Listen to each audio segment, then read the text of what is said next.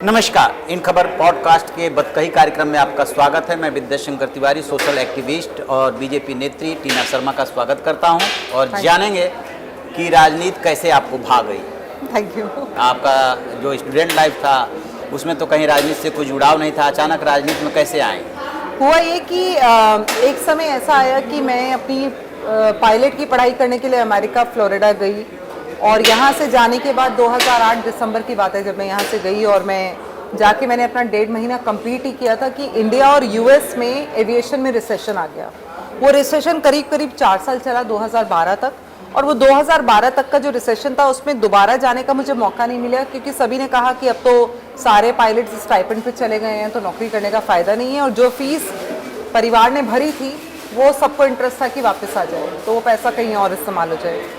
तो वहाँ से जब मैं वापस निकली तो मुझे मेरे ही परिवार में 8 बार के एमएलए रहे और बीजेपी के ही एमएलए रहे मेरे ताऊ जी, मेरे सगे परिवार के ताऊ जी उत्तराखंड से, और अब मेरी ताई जी एमएलए हैं वहाँ से। तो उनके इलेक्शन में थोड़ा सा काम करने को मिला और मुझे कुछ लोगों से जानकारी हुई जो अब कैबिनेट मिनिस्टर्स हैं। उन लोगों ने कहा कि अच्छा काम करती हो, अच्छा बोलती हो। ये कब की बात है? ये बात है करीब 2009 की। और ये मान लीजिए कि उससे पहले मैं काम कर रही थी बीजेपी का, लेकिन ऐसा नहीं कर रही थी, मैं सिर्फ कार्यकर्ता थी। 2009 में डॉक्टर हर्षवर्धन की टीम में मुझे पहली जिम्मेदारी मिली दिल्ली में, लेकिन 2006 से मैं पार्टी में रही। तो मुझे जो कैबिनेट मिनिस्टर जो भी कैंपेन में आते थे तो वो कहते थे कि भाई तुम एक और, क्योंकि उत्तराखंड में सिर्फ एक ही पंजाबी सीट है, वो भी एमएलए है। उत्तराखंड में कोई एमपी सीट जो है पंजाबी नहीं है और वो देहरादून की सीट है, तो वो हमारे पास है, हमारे परिवार के पास। तो कहीं ना कहीं ये हुआ कि चलिए अब ये है, और बच्चे संभालने थे, वो पति फौज में हैं, पति की ट्रैवलिंग बहुत थी, कभी एक पोर्ट पे कभी दूसरे पोर्ट पे। तो मुझे लगा कि चलो यही करते हैं, पर वो उस टाइम बहुत टाइम पास टाइप की चीज़ थी।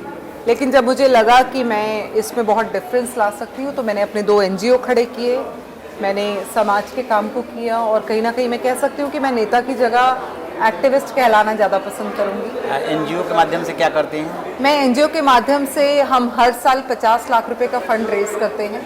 2019 में 5 अक्टूबर को सिरी फोर्ट ऑडिटोरियम में एक कार्यक्रम मैंने फौजियों के लिए किया था, जिसमें बुक माई शो और एक आप कह सकते हैं कि जो एफएम टाइप का चैनल होता है उनके साथ हमारा रेड एफएम के साथ हमारा टाई अप था, और हमने उस शो को किया था और हमने करीब 50 लाख रुपए रेस किए थे। हमने टिकट सेल की थी।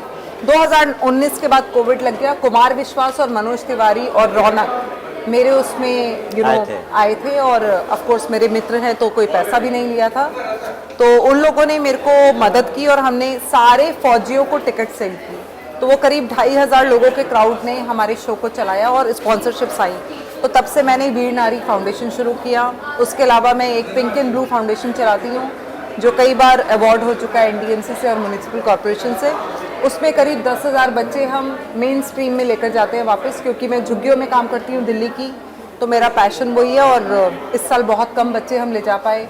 जो बच्चे माइग्रेट हो जाते हैं हमने छोटे छोटे व्हाट्सएप ग्रुप बना के 50 घरों पे 2 बच्चे 4 बच्चे लगा के, कोई बच्चा अगर घर बैठता है या गांव चला गया, आप जानते हैं कि फसल कटती है, शादी ब्याह है या किसी का दुखद कोई प्रकरण होता है परिवार में, तो बिना स्कूल को इन्फॉर्म किए भेज देते हैं। और सरकारी स्कूलों की आदत होती है कि 15 दिन बच्चे का वेट किया और नाम काट दिया, क्योंकि पेरेंट्स इतने अवेयर नहीं हैं कि वो जाकर पीटीएम अटेंड कर सकें। तो हम उसको उस गैप को ब्रिज करते हैं बहुत इकोनॉमिकल तरीके से, और मुझे खुशी है इस बात की कि हर साल मैं 10,000 बच्चों को जो है मेन स्ट्रीम एजुकेशन में पिछले 9 साल से वापस लेकर जा रही हूँ। बहुत अच्छा। तो राजनीति में आई, पहले शुरू में बीजेपी से जुड़ी, बीच में आप आम आदमी पार्टी में भी गई और फिर वहाँ से बीजेपी में आई। ऐसा क्या हुआ कि आप में गई और फिर बीजेपी में आ गई? देखिए, उस समय बहुत सारे लोगों ने स्विच किया था, तो एक स्पर ऑफ द मोमेंट का डिसीजन हो सकता है।